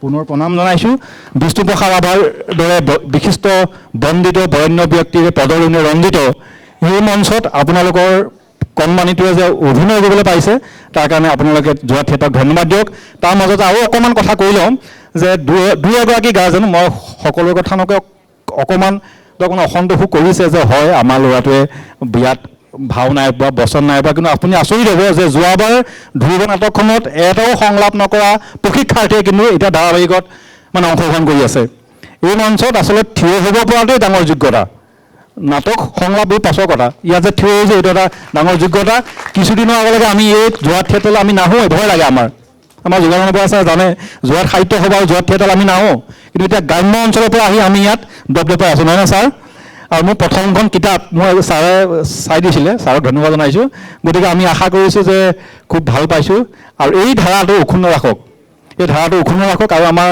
দৰ্শকসকলক নিশ্চয় জানে যে আমি গাৰ্জেনে বা অভিভাৱকে যথেষ্ট সহযোগিতা আগবঢ়াইছোঁ তাৰ মাজতে কোনো কালি এজন গাৰ্জেনে ফোন কৰি মঞ্চত উঠো মঞ্চত পবিত্ৰতাই খং কৰিছে তেনেকুৱা গাৰ্জেনো আমাৰ আছে বা যিখিনি নহওক সকলোকে ধন্যবাদ জনাই আমি অকণমান সৰু কথা এটা আমি ভাবিছিলোঁ যে আমাৰ যিসকল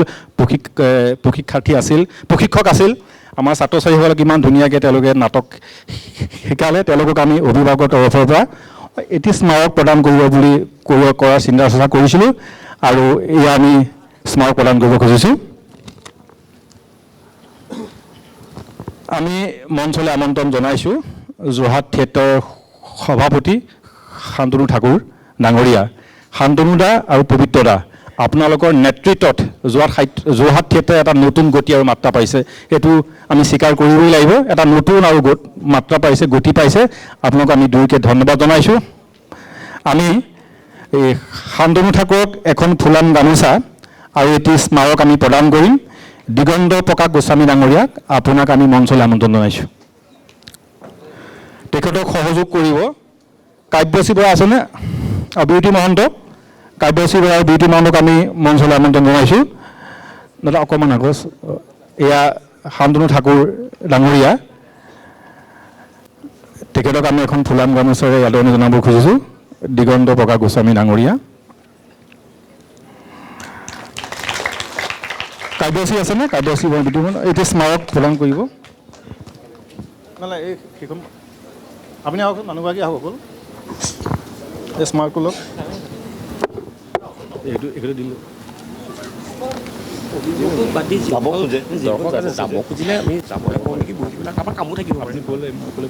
আমি এইখিনিতে এটা অনুৰোধ জনাব বিচাৰিছোঁ মানে আপোনালোক নমস্য দৰ্শকসকল এই অনুষ্ঠানভাগিত আপোনালোক যদি আসন গ্ৰহণ কৰি থাকে আমি ভালেই পাওঁ কিন্তু কাৰোবাৰ যদি বিশেষ কাম আছে বা যাব লগা আছে তেতিয়াহ'লে আপোনালোক যদি ইয়াৰ পৰা যায়ো আমাৰ কিন্তু আমি বেয়া নাপাওঁ কাৰণ এইটো অভিভাৱকসকলে এটা অনুষ্ঠান কৰিছে আপোনালোকৰ যদি সময় সুবিধা বহি থাকিলেতো আমি ভাল পাম যদি নহয় বোলে আমাৰ অকণমান কাম আছে যাব লগা আছে গ'লেও আমি কিন্তু বেয়া নাপাওঁ আমি সেই কথাটো জনাই দিছোঁ আপোনালোকক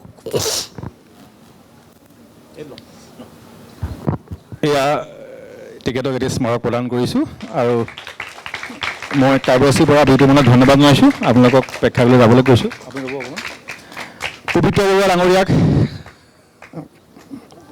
আমি এখন গামোচা প্ৰদান কৰিম যোগেশ ওজা আছেনে যোগেশ দা আপোনাক আমি মঞ্চলৈ আমন্ত্ৰণ জনাইছোঁ যোগেশ দা আছেনে অকণমান আহক যোগেশ ওজা ডাঙৰীয়াই পবিত্ৰ দাক এখন ফুলাম গামোচা আদৰণি জনাব আহক ডক্টৰ পিংকী শইকীয়া আছেনে পম্পী বৰা পিংকী শইকীয়া আপোনালোক মঞ্চলৈ আহক ওচৰতে থাকিব পিংকী শইকীয়া আৰু পম্পী বৰা এয়া যোগেশ ওজা এজন ভাল সাংবাদিক পবিত্ৰ দাক এখন ফুলাম গামোচা আদৰণি জনাইছে এইটো আপুনি লৈ পেলাই তেখেতক দিলে হ'ব যোগেশ দা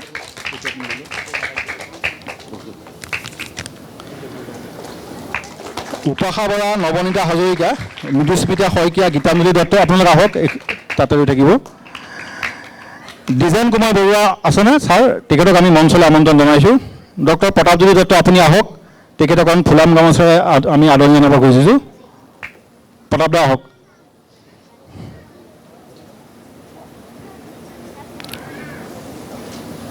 উপাসা বৰা আহান আপুনি গামোচা স্মাৰ্ট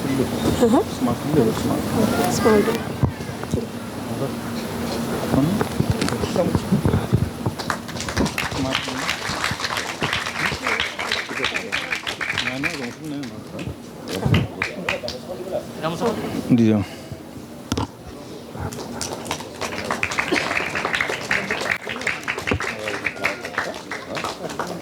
নহ'লে আমি এতিয়া আপোনাক দিলে হ'ল আমাৰ পৰিচালক নতুন পৰিচালক অন্তৰা আছে আমাৰ আগত আমি অন্তৰাক মঞ্চৰ সন্মুখলৈ অনুৰোধ জনাইছোঁ অন্তৰা শইকীয়া আমি প্ৰতাপ দা এটা স্মাৰক দিবৰ কাৰণে অনুৰোধ জনাইছোঁ অন্তৰা শইকীয়াই এটি স্মাৰক দিছে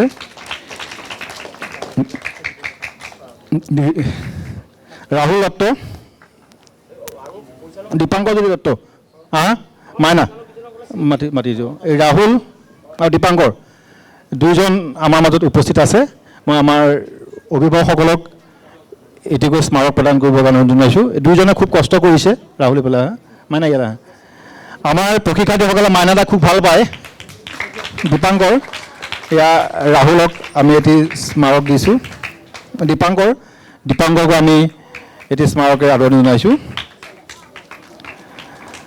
আমাৰ আৰু এগৰাকী পৰিচালক আছিলে চয়নিকা বৰুৱা জনা নামকেইটা আছে শৰৎ বাপী আহক শৰৎ দাকো আমাৰ প্ৰশিক্ষাৰ্থীসকলে যথেষ্ট ভাল পায় খুব মৰম কৰে এয়া শৰৎ বাপী তেখেতক এয়া এটি স্মাৰকে আমি আদৰণি জনাইছোঁ আমাৰ চয়নিকা বৰুৱা আছে চয়নিকা তুমি যথেষ্ট কষ্ট কৰিছা 3:30 বজাৰ আহিছা আমি দেখিছোঁ যথেষ্ট কষ্ট কৰিছে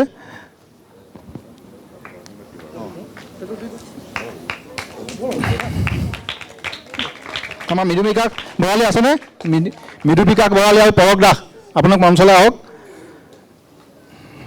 দেৱজিৎ লাহন, মৃদু বিকাশ ভৰালী আৰু পৰশ দাস। আপুনি তিনিজন অকণমান আহকচোন। আৰু অনিত গোস্বামী, আপুনি তিনিগৰাকী আহক।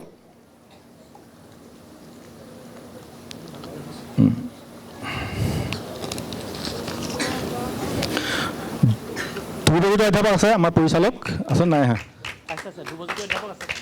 আমাৰ ধ্ৰুৱজ্যোতি অধ্যাপক নাই নেকি? আমাৰ ধ্ৰুৱজ্যোতি আহিল নাই? ধ্ৰুৱজ্যোতি অধ্যাপক মাতি দেখোন। ধ্ৰুৱজ্যোতি অধ্যাপক, আমাৰ নতুন নাট্যকাৰ ক'ত গ'ল? এই দীপক কলিতা, অকণমান আপুনি আহক মঞ্চৰ সন্মুখলৈ। পৰশ দাসে তেখেতক এটি ইয়াত পৰশ দাসে তেখেতক এটি স্মাৰক প্ৰদান কৰিছে আৰু এই স্মাৰককেইটা আচলতে পৰশ দাসেই আমাক যোগান ধৰিছে। আমি পৰশ দাসক ধন্যবাদ জনাইছোঁ। দিগন্ত হাজৰিকা মঞ্চাধ্যক্ষ, তেখেতক মৃদু বিকাশ ভৰালী এটি স্মাৰক প্ৰদান কৰিব। ইয়াত দিগন্ত আমাৰ মঞ্চাধ্যক্ষ দিগন্ত হাজৰিকা। আৰু অঞ্জলি বৰুৱা বাইদেউ আছেনে বাৰু? অঞ্জলি বৰুৱা বাইদেউ নাই ন? মই মাজতে এটা সৰু কাম এটা কৰি ল'ব খুজিছোঁ।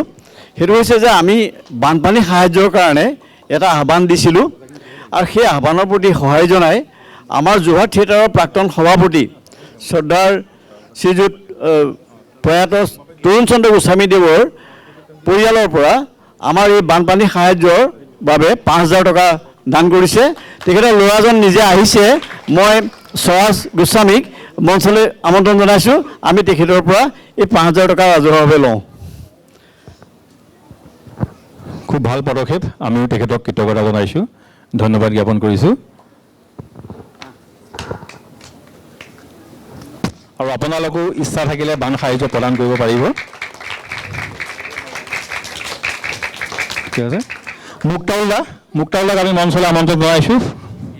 গ্ৰীণ ৰুমৰ ইনচাৰ্জ, আপুনি যথেষ্ট ধৈৰ্য আৰু কষ্টৰে এই ছাত্ৰ ছাত্ৰীসকলক আপুনি তত্বাৱধান লৈ আছিলে। মই লাহন দাক, দেৱজিৎ লাহন দাক, তেখেতক এটি স্মাৰক প্ৰদান কৰিবৰ কাৰণে অনুৰোধ জনাইছোঁ। আমাৰ ৰূপম দা আৰু ৰাতুল দা, ৰূপম দা আৰু আমাৰ ৰাতুল দা, আপোনালোক দুয়োকে আমি মঞ্চলৈ আহিবলৈ অনুৰোধ জনাইছোঁ। আপোনালোকে যথেষ্ট কষ্ট কৰিছে নাটকখন মঞ্চস্থ কৰাৰ ক্ষেত্ৰত। আপোনালোকক আমি এখন ফুলাম গামোচা আদৰণি জনাব খুজিছোঁ। মই দিগন্ত দা আৰু প্ৰতাপ দাক, তেখেতক এখন ফুলাম গামোচা আমি আদৰণি জনাবলৈ অনুৰোধ জনাইছোঁ। ৰূপম দা আৰু ৰাহুল দা, আপোনাক দুইজন আহক। ৰূপম দা চাউন আছে ন? ঠিক আছে, আপোনাক আমি পাছত জনাম। ৰূপম দা আপুনি য'তে আছে। ৰাতুল দাক আমি ধন্যবাদ জনাইছোঁ আপোনালোক আমাৰ মাজত উপস্থিত থকাৰ কাৰণে। বিচিত্ৰ মানস আপোনালোক আছেনে মঞ্চত? আপোনালোকে যথেষ্ট কৈছে যে আমাৰ প্ৰাচুৰ্যও যথেষ্ট কৰিছোঁ, পেৰেণ্টছো এজন। গতিকে আপোনালোকক এনেই চিনাকি কৰি দিছোঁ। আমি প্ৰাচুৰ্যক আমি অকণ চিনাকি কৰি দিছোঁ যে দুইজনে খুব ধুনীয়াকৈ এই অনুষ্ঠানভাগিত অংশগ্ৰহণ কৰিলে। বৰ্মন দাক আমি মঞ্চলৈ মাতিছোঁ। আমাৰ যিসকল আমি প্ৰতাপ দা, দিগন্ত, আমি এটা কথা পাতিছিলোঁ যে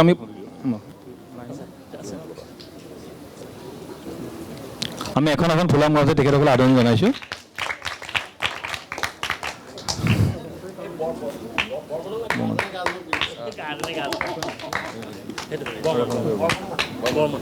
আমাৰ বৰ্মন দা, আমি দেখি থাকোঁ যে আপুনি যথেষ্ট কষ্ট কৰে। এই প্ৰশিক্ষাৰ্থীসকলক তত্বাৱধান আপুনিও লয়, আপোনাৰ পৰিয়ালে আমি দেখি আছোঁ। আমি সেইকাৰণে আপোনাকো মঞ্চলৈ আমন্ত্ৰণ জনাইছোঁ। আপুনি আছেনে বৰ্মন দা?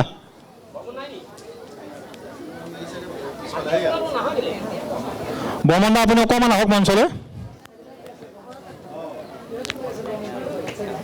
বৰ্মন দা অকণমান আহক। আপোনাৰ নামটো মই নাজানো ভালকৈ, যি কি নহওক আপুনি যথেষ্ট যাদৱ চন্দ্ৰ বৰ্মন। আমাৰ দিগন্ত দা, আমি তেখেতক ঠিক আছে। আমাৰ ঈশানজ্যোতি শৰ্মা অভিভাৱক হিচাপে তেখেতক আদৰণি জনাইছে। আৰু বন্দিতা গোস্বামী, মন্দিতা গোস্বামী আছেনে? মন্দিতা, আপুনি আহক অকণমান মঞ্চৰ সন্মুখলৈ আহক বাইদেউ। আমি প্ৰতাপ দাই তেখেতক এখন ফুলাম গামোচা আদি জনাইছে, আমি ধন্যবাদ জনাইছোঁ।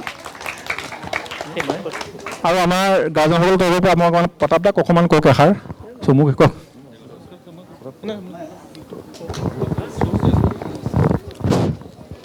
আচলতে নাটকখন শেষ হোৱাৰ পাছত আৰু এতিয়া কথা কোৱাৰ সময় নাই। তথাপিতো অভিভাৱকৰ ফালৰ পৰা মোক দুআষাৰ ক'বৰ কাৰণে অনুৰোধ জনোৱাত মই ক'ব ওলাইছোঁ। সঁচাকৈ এটা বৰ ঐতিহাসিক পদক্ষেপ। যোৱা বছৰ আৰু এই বছৰ এই দুটা বছৰে মই কৰ্মশালাত অভিভাৱক হিচাপে আছোঁ আৰু প্ৰত্যক্ষভাৱে জড়িত হৈ পৰা নিচিনা হয়।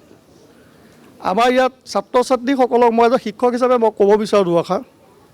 আজি যিটো সমাজৰ উশৃংখল হৈছে, এই ক্ষেত্ৰত কিন্তু যোৰহাট থিয়েটাৰে বৰ ডাঙৰ এটা পদক্ষেপ লৈছে, যিটো কাৰণে এই ছাত্ৰ ছাত্ৰীসকলে অন্ততঃ সৰুৰে পৰাই ভাল কথাবোৰ যাতে শিকিছে। আৰু ইমান মিলা প্ৰীতি আছে, ইমান 80টা ল'ৰা ছোৱালী আছে। 80টা ল'ৰা ছোৱালী থকা পাছতো ইহঁতৰ মাজত কেতিয়াও কাজিয়া লগা নাই, কোনো এটা ইহঁতৰ মাজত কাজিয়া নাই লগা। আৰু সেইটো আমাৰ এতিয়া এটাক কণ্ট্ৰল কৰিবলৈ কাৰণে দিগদাৰ, কিন্তু এইসকলে এই আমাৰ 80টা ল'ৰা ছোৱালীক কণ্ট্ৰল কৰিলে আজি এমাহৰ বাবে। আৰু যিখিনি শিকালে সঁচাকৈ বহুত প্ৰশংসনীয়। তেওঁলোকক আমাৰ দিবলৈ একো নাই ধন্যবাদৰ বাদে। গতিকে আমি সমূহ অভিভাৱিকা হৈ আমি যোৰহাট থিয়েটাৰৰ ওচৰত কৰজোৰে ধন্যবাদ জ্ঞাপন কৰিছোঁ। আৰু আমি আশা ৰাখিছোঁ ভৱিষ্যতেও যাতে এনেকুৱা কৰ্মশালা অনুষ্ঠিত হওক, আৰু আমি যিমান পাৰোঁ সিমান আমি সহায় কৰিবলৈ আমি চেষ্টা কৰিম। বিশেষ নকওঁ, ইয়াকে কৈ যোৰহাট থিয়েটাৰ উজ্জ্বল ভৱিষ্যত কামনা কৰিলোঁ। ধন্যবাদ। আমি ধন্যবাদ। আমাৰ অনুষ্ঠানটো ইমানতে ইতি পৰিছে। আমাৰ ইতিমধ্যে অনুষ্ঠান সামৰণি পৰিছে যদিও মই এই ল'ৰা ছোৱালীখিনিৰ লগত ইমান দিন থকাৰ বাবে মই নিজাববীয়াকৈ এটা সৰু উপহাৰ তেওঁলোকলৈ লৈ আহিছোঁ। মই উপহাৰকেইটা আমাৰ সকলোকে দি দিবৰ বাবে অনুৰোধ জনাইছোঁ। প্ৰত্যেকৰ হাতত এটা এটা পেকেট, একদম সৰু বস্তু, পেন, পেঞ্চিল, ৰবৰ, শ্বেপনাৰ সেনেকৈ দি পেলাই এটা পেকেট মই মোৰ নিজাববীয়াকৈ দিছোঁ তাহাঁতক। মোৰ দিবলৈনো একো নাই, মৰম আশীৰ্বাদটো আছেই, তাৰ উপৰি এই সৰু উপহাৰটো মই সকলোলৈকে আগবঢ়াইছোঁ। আমাৰ আৰু এজন প্ৰশিক্ষকক মই পৰিচয় কৰাই দিব বিচাৰোঁ অকণমান ৰওক। আমাৰ এজন প্ৰশিক্ষক আজি আমাৰ মাজত উপস্থিত আছে, যিহেতু তেওঁ প্ৰশিক্ষণ 7 দিন আগবঢ়াইছিল আমাৰ মাজত। সেইকাৰণে 7 দিন আগবঢ়া নগাঁৱৰ পৰা তেখেত আজি নাটক চাবলৈকে ঢাপলি আহিছে শিশুসকলৰ। সেইকাৰণে মই অঞ্জল বৰাক অকণমান মঞ্চলৈ আমন্ত্ৰণ জনাইছোঁ, তেওঁক মই পৰিচয় কৰাই দিব বিচাৰিছোঁ। বিশেষকৈ অভিভাৱকসকলে পৰিচয় হোৱাটো ভাল, কাৰণ তেওঁলোকে নাজানে কোনে প্ৰশিক্ষণ দিছিলে। অঞ্জল বৰা, তেওঁ NSD ছিকিমৰ পৰা ডিগ্ৰী লাভ কৰিছে। এই অঞ্জলে 7 দিন আমাৰ মাজত আছিল আৰু এওঁলোকৰ লগত প্ৰশিক্ষণ প্ৰদান কৰিছিল। আজি নাটক চাবলৈকে নগাঁৱৰ পৰা আহিছে পৰিয়ালসহ। সেইকাৰণে অঞ্জলক আমি যোৰহাট থিয়েটাৰৰ তৰফৰ পৰা বহুত বহুত শুভেচ্ছা জ্ঞাপন কৰিছোঁ। এই অঞ্জল বৰা খুব ভাল অভিনেতা, পৰিচালক, আৰু তেওঁ নাটক চাবৰ বাবে আহিছে। আমি পৰিচয় কৰাই দিছোঁ আৰু নাটক চাই কেনে পালে একেবাৰে চমুকৈ এষাৰ ক'বলৈ অনুৰোধ কৰিছোঁ। নাটক চাই বৰ আৱেগিক হ'লোঁ আচলতে, খুব ভাল লাগিলে। আৰু যোৰহাট থিয়েটাৰত এনেকৈ থিয় হ'ব পৰাটোৱে আমাৰ কাৰণে গৌৰৱৰ কথা এজন অভিনেতাৰ কাৰণে। আৰু আমাৰ শিশুসকলে সঁচাকৈ মই বৰ আৱেগিক হ'লোঁ। গৰমৰ বন্ধত মোৰ ছোৱালীজনীক ক'ৰবালৈ ফুৰাবলৈ নিব লাগে, সেইটো মোক ঘৰৰ মানুহে কৈ আছিলে, কিন্তু মই ভাবিছিলোঁ যে মই নাটক এখন দেখুৱাবলৈ নিম। আজি 200 কিলোমিটাৰ নগাঁৱৰ পৰা ইয়াত অকল মোৰ ছোৱালীজনীক নাটক দেখুৱাবলৈ আনিছোঁ গৰমৰ বন্ধৰ কাৰণে। বেলেগলৈ নিয়া নাই, বোলো ভাল বস্তু এটা চামগৈ, আমি দেৰিকৈ যাম, নাটক চাবলৈ আহিম। আৰু আৱেগিক হৈছোঁ আচলতে, মই খুব আৱেগিক হৈছোঁ। নাটকখন চাই থাকোঁতে মাজে মাজে